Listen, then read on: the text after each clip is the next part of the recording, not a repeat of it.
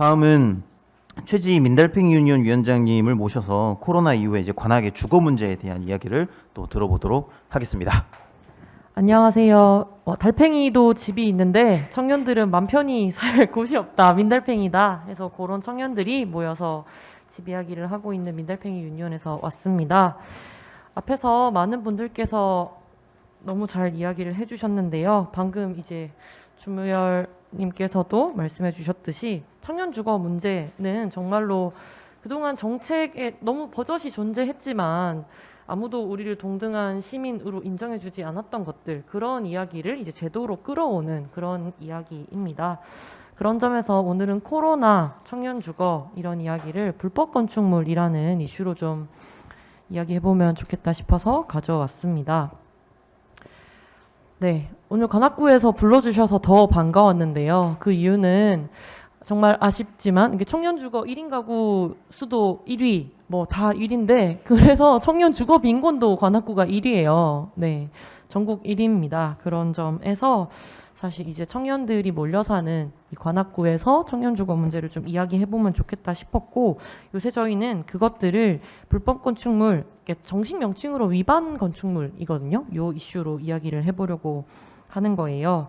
저희가 불법 건축물을 주목하는 이유는, 제가 편의상 불법 건축물이라고 말하겠습니다. 이 이유는 뭐냐면요, 청년 주거 문제라고 하면 되게 많은 분들이 그 지옥고 사는 청년들, 반지하 옥탑 고시원 사는 청년들, 그리고 뭐 다른 지역에서 서울로 올 수밖에 없어서 뭐 보통 그런 친구들이 이제 뭐 대학생 이렇게 생각하니까 항상 언론에서도 때만 되면 저희한테 지옥고 사는 대학생 좀 소개시켜 주세요 이렇게 연락이 옵니다.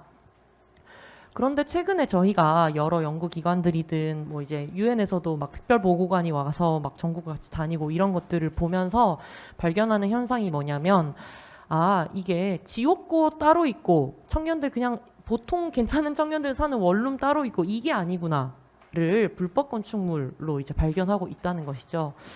여기 보시면 불법 건축물의 종류가 크게는 하나, 불법으로 용도를 바꾸는, 변경하는 경우, 그리고 뒤에 보시면 두 번째 장 보시면 불법으로 증축 개축을 통해서 불법이 되는 경우, 이렇게 두 가지입니다.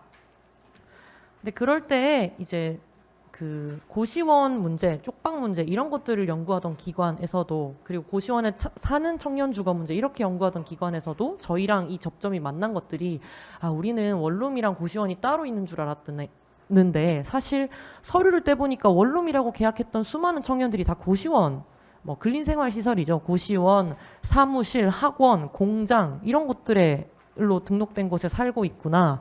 그리고 진짜 그냥 법적으로 주택에 해당하더라도 이 집들이 사실 그 반지옥탑 고시원과 같은 수준의 환경이구나 라는 것들을 발견했다는 거죠.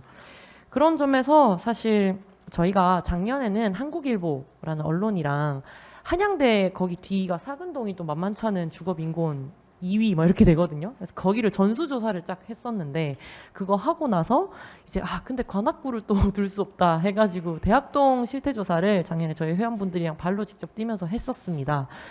그래서 거기 그 우리은행 있죠, 신림 그 녹두에 있는 거기를 하나를 쭉 했어요. 그 신림동 3돔 있는 바로 옆 골목을 쭉 했었었는데, 그렇게 조사를 해본 결과가 여기 나와 있는 사진들이고, 거기 이제 세 번째 페이지 수에 보시는 결과예요.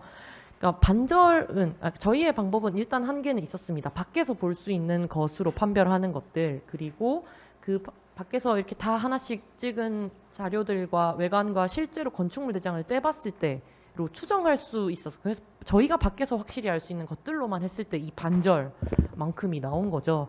그러니까 사실은 진짜로 저희가 그 집에 사는 사람이라고 해서 방을 보러 다녔으면 방이 겉에서 보는 것보다 더 쪼개져 있고 이런 것들까지는 잡아내지 못한 게 이 반절이라는 수치입니다.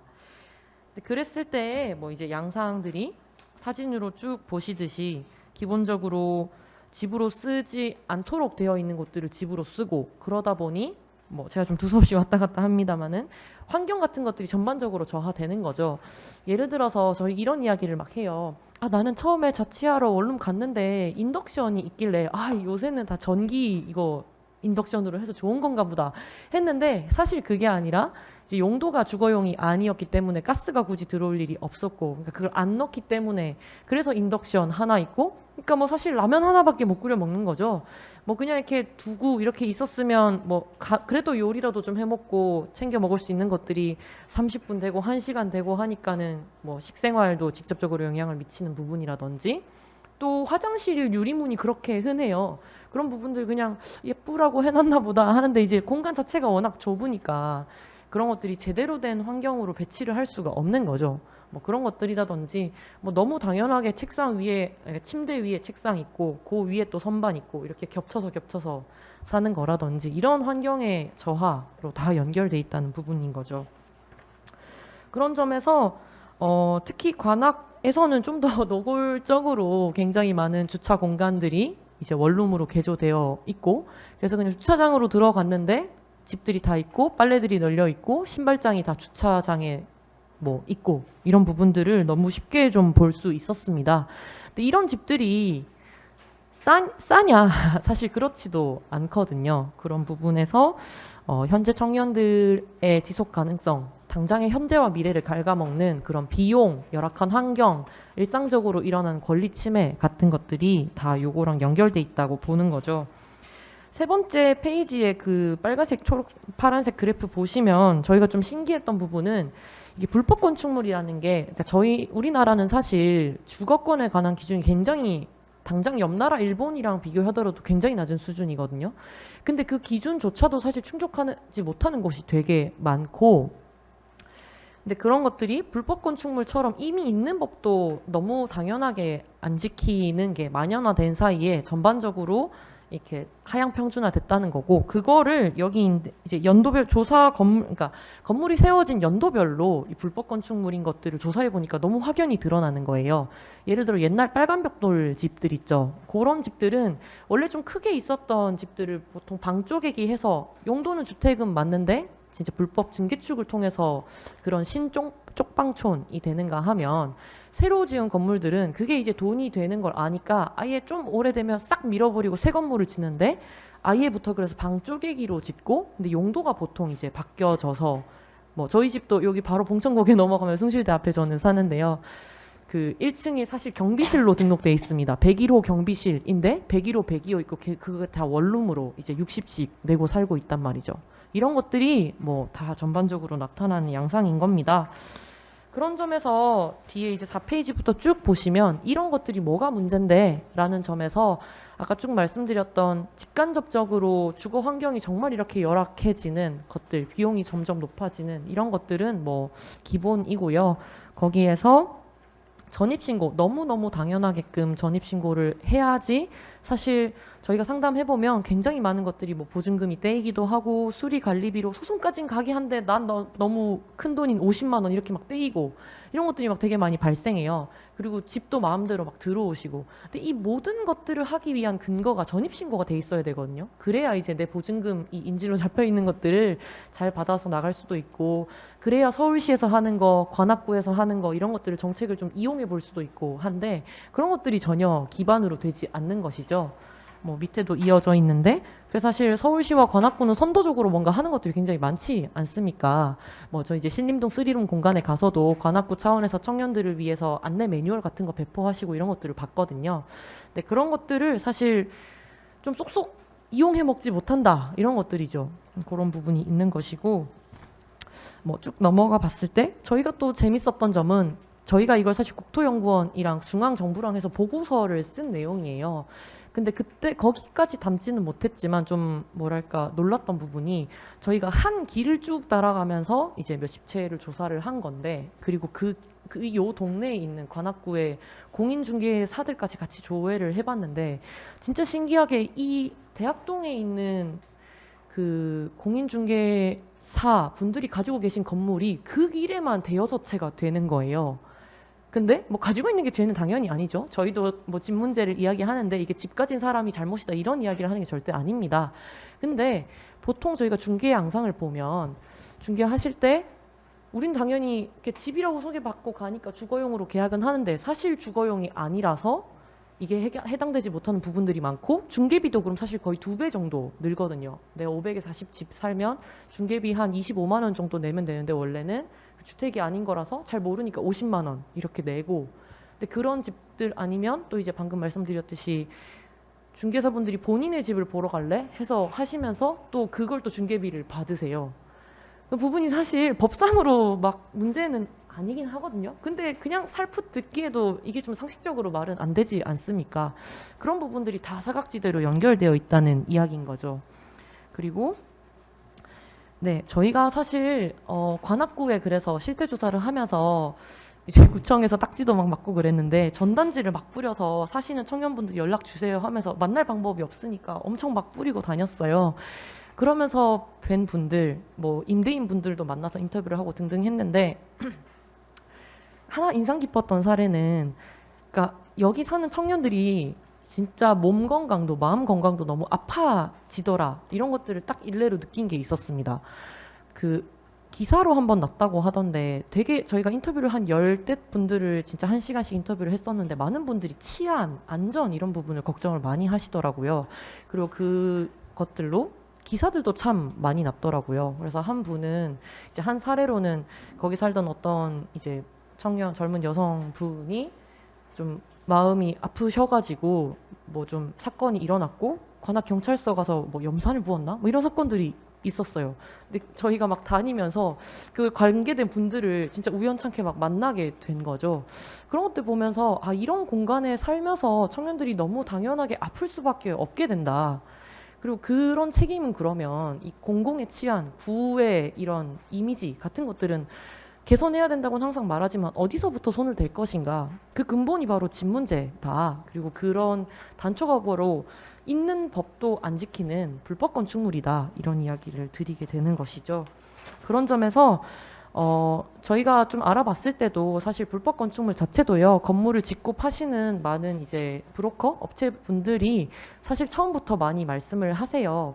그러니까 이거 불법 건축물입니다. 하지만 어차피 사람들 잘 모르고 안 걸리고 그래서 뭐 걸려도 벌금이 사실 얼마 안 나오니까 그건 저희가 내드릴게요. 안심하고 사세요. 이렇게 파세요 보통. 그랬었는데 이제 작년부터로 관련한 법이 바뀌어서 이제부터는 계속 원상복구를 할 때까지 이행강제금이라는 게 붙습니다. 그건 한 단계 이제 나아진 부분이고 그렇게 이행강제금이 그럼 들어오면 어디로 가느냐? 구의 세수로 잡히는 거죠. 근데 그렇게 할 때 네, 그렇게 잡힌다는 게 있고 그럼 그런 부분들을 단순히 나쁜 일한 임대인이 벌 주는 그런 용도로 쓰는 게 아니라요. 어쨌거나 진짜로 제대로 된 환경에 쓰게끔 이런 법과 제도가 존재하는 것이고 그런 강제금을 하는 거잖아요. 그러면 저희가 하나 재밌게 봤던 것이 정화조 청소라든지 몇 가지의 어떤 행정이 필요하니까 구 차원에서는 그 집에 사는 사람이 예를 들어 뭐 김땡땡 이라고 딱 알지 않더라도 그 집 호수에 행정 정보를 전달할 수 있더라고요. 우편물을 보낼 수 있고 뭘 보낼 수 있고 하더라고요. 그러면 그 불법 건축물이라는 게 이제 점점 많아지고 많은 청년들이 알면서 이제 걸린 임대인분들이 서로 신고해서 막 커지기도 하고 나가면서 못 받은 돈이 있는 세입자들이 신고하고 가기도 하고 여러 가지로 좀 이제 많이 드러나고 있는 추세입니다. 국토교통부뿐만 아니라 뭐 여러 강남구 어디 이런 구 차원에서는 이걸 단속을 이제 진짜 하고 있고요. 그런 점에서 그게 걸렸을 때에 그냥 벌금을 걷는 걸로 끝나는 게 아니라 거기 사는 세입자들한테 관악구처럼 청년들이 대표적으로 있고 세입자들이 많이 사는 동네에선 적극적인 행정을 할 수 있다는 것이죠. 우편 보내서 이 집이 불법 건축물이라서 이행강제금 되고 그동안에 원상복구하는 동안에 당신이 얼마간의 피해를 입을 수 있다. 근데 그것은 법적으로 보장된 권리가 있고 그런 것들 만약에 활용하기 어려우면 구로 찾아와라. 그러니까 노동상담 열심히 해주신 것처럼 권리구제를 위한 피해받는 사람들을 위한 적극적인 세입자 전담 TF 같은 것들 구 차원에서 얼마든지 하실 수 있는 일이라고 생각합니다. 구에서만 할 수 있는 일이기도 하고요. 그런 부분들을 적극적으로 좀 제안 드리면서 마무리를 해볼까 합니다. 그래서 오늘 주제가 코로나인데요. 코로나로 주거 문제를 어떻게 좀 해봐야 되나 고민이 들었는데 생각해보니까 막 드라마틱하게 크게 변한 게 막 잘 없는 거예요. 원래부터 청년들은 방 한 칸 딱 누우면 머리에서 발끝까지 닿는 방에 누워가지고 거기 있기가 힘드니까 어떻게든 카페로 나가고 세탁기 못 돌리니까 코인 빨래방 가고 뭐 그래서 여기 이제 짐 보관하는 공간이 없으니까 주거 서비스다 하면서 짐도 막 맡겨서 돈 내고 하거든요. 근데 그런 것들이 이제 다만 코로나로 하루 종일 집에 있게 되면서 그걸 하루 종일 마주하게 된 것 정도. 원래도 주거비 너무너무 높으니까 그래서 뭐 다들 이제 뭐 몇 포 세대다 이런 얘기 하잖아요. 그런 것들이 이제 노동시장 알바도 200대 1 카페 하는데 뭐 얼어붙는다, 취준시장도 얼어붙는다 이런 거 있으니까 그냥 진짜 아예 돈 나올 구멍이 없어진 이런 것들로 원래 진짜 극심했던 문제들이 더 극심하게 마른 걸레 쥐어짜듯이 된 것뿐이지 드라마틱한 큰 변화는 없었다. 이런 점에서 그럼 우리가 코로나를 무엇으로 볼 거냐? 원래 이렇게 있었던 문제들이지만 너무 무뎌져서 보지 못했던 이 문제를 다시 한번 코로나로 조명하자. 이제는 진짜 바꿔야 한다. 라는 것들로 좀 해볼 수 있지 않을까라는 점에서 대한민국에서 첫 번째로 이렇게 코로나로 지자체 차원에서 열어주신 관악구에 많은 저희도 열심히 같이 해볼 것들 하고 싶고요. 요청을 드립니다. 감사합니다. 네, 감사합니다. 그러니까 뭐 정리하면 이렇게 되겠네요. 코로나19 이후의 문제지만 주거 문제는 그 이전에도 엉망이었다. 네, 정도가 정리될 것 같아요. 미국의 어떤 유명한 연예인이 그런 얘기를 했던 것 같아요. 뭐 코로나 본인은 욕조에 무슨 장미꽃 같은 거 띄워가지고 안에서 누워가지고 그 인스타 올리면서 코로나는 모두에게 평등하다 뭐 이런 식으로 올렸단 말이에요. 그러니까 그 사람 입장에서는 가난한 자도 걸릴 수 있지만 뭐 이렇게 재산이 많고 이런 사람도 걸릴 수 있다 이런 느낌으로 올렸던 것 같은데 결국에 코로나가 끝나고 나서 우리가 확인한 거는 그 결과가 평등하지 않다는 거였죠. 누가 더 절실하게 힘들어했고 누가 더 고통스러워했느냐는 분명히 차이가 났던 것 같습니다. 그래서 특히 관악구 청년 주거 빈곤에 시달리고 있는 청년들은 그걸 더욱더 목도해야만 했었던 것 같고요. 그래서 이제 이 자리에 모셔가지고 이야기를 들어봤었습니다. 유방건축물 정말 많습니다. 관악구 정말 많고요. 그 거의 일상적으로 진행이 되고 그 뭐 감리하시는 분들이라던가 이런 분들도 그 뭐 준공검사 딱 떨어지고 나면은 증축해가지고 뭐 하게끔 다 추천을 해가면서 일상을 살아가고 있어서 너무 심각하게 그렇게 일상화되어 있어서 도무지 어떻게 손을 대야 할지도 모를 정도로 그 문제가 되어 있습니다. 그래서 이거를 어느 순간에 내는 이제 그 변곡점이라고 하죠. 터닝 포인트를 만들어야 되는데 그거에 대한 좀 고민이 좀 필요한 것 같습니다.